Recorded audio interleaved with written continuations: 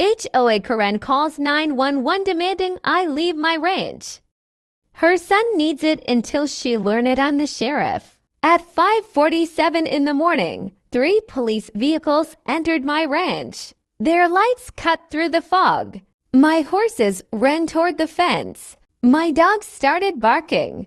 And standing beside those police cars was the woman who had been trying to take control of my land for months. The HOA president, Melissa Carter. She held a folder of papers and pointed directly at my ranch house. That's him. He is refusing to leave. One deputy looked confused. Mom, are you saying the property owner needs to leave his own ranch? Melissa smiled confidently. He doesn't understand the situation. My son has plans for this land. She had no idea who she was dealing with because the man she called 911 on wasn't just a ranch owner. He was the county sheriff. My name is Daniel Brooks. My family has owned this ranch for almost 50 years. Before the luxury houses, before the HOA signs, before anyone called this area a community. This was ranch land. My grandfather built this place with his own hands. He taught me that land isn't just something you own. It's something you protect. After years in law enforcement, I became sheriff of the county. But my badge never changed how I lived. I still fixed fences. I still fed animals. I still woke up before sunrise. I never expected special treatment. I only expected people to respect property rights. Everything changed when Pine Valley Estates was built next to my ranch. At first, the relationship was peaceful. The neighbors were friendly. Some even enjoyed seeing horses and cattle next door. But when Melissa became HOA president, everything changed. Suddenly, my ranch became a problem.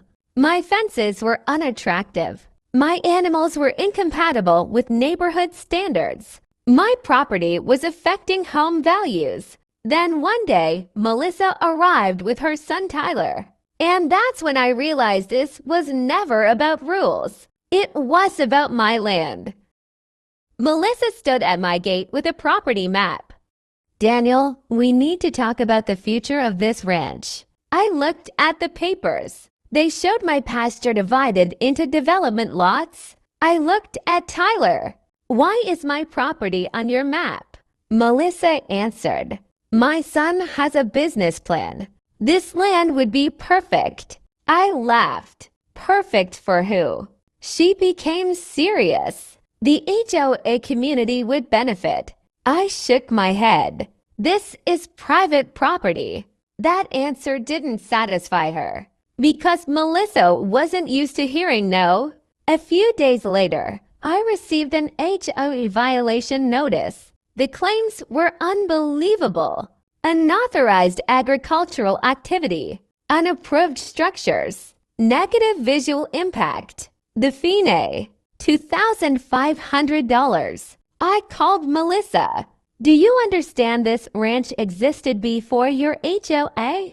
She replied, times change. Communities evolve. I answered, property rights don't disappear because someone wants my land. After that conversation, things became personal.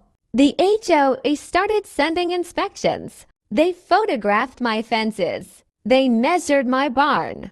They documented everything they could. Neighbors began noticing. Some supported Melissa.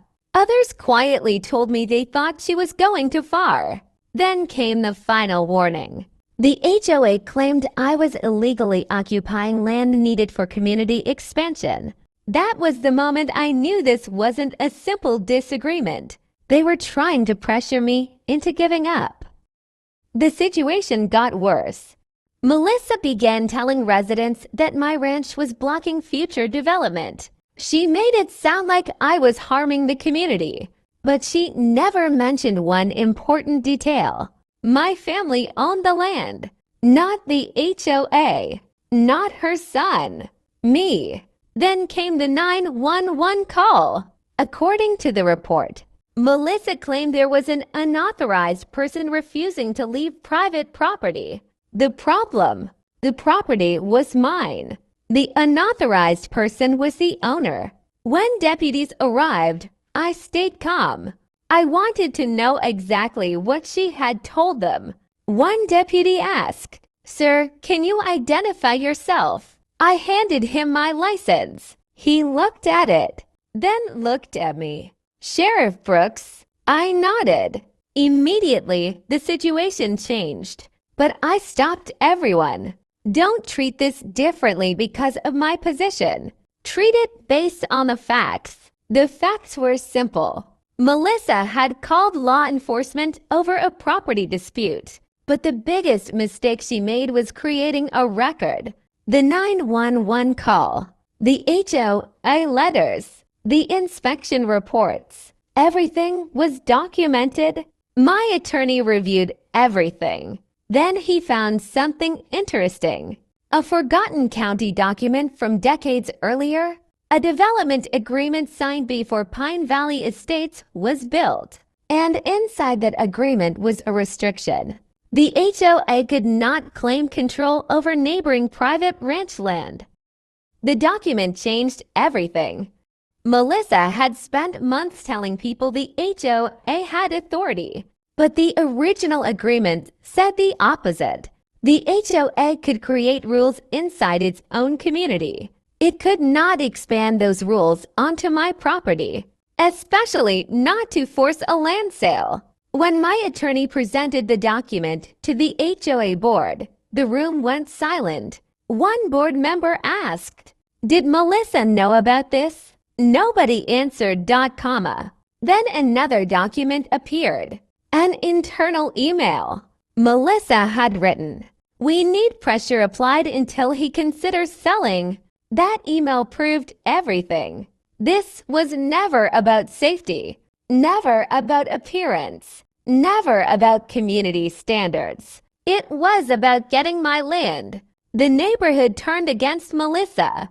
Residents realized they had been given only one side of the story. At the next HOA meeting, homeowners demanded answers. One resident asked, "Did you use HOA power to pressure someone into selling private property?" Melissa couldn't respond. For the first time, she wasn't controlling the conversation. My attorney filed a formal complaint. The case moved forward, and now Melissa had to explain her actions in court. Not to homeowners, not to neighbors, but to a judge. The courtroom was packed.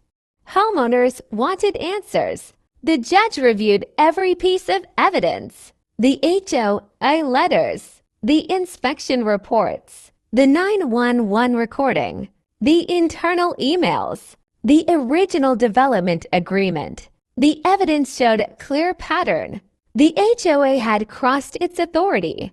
The judge ruled that the HOA had no legal right to interfere with my ownership of the ranch. The fines were removed, the violations were canceled, and the HOA was ordered to stop enforcement actions against private property outside its jurisdiction.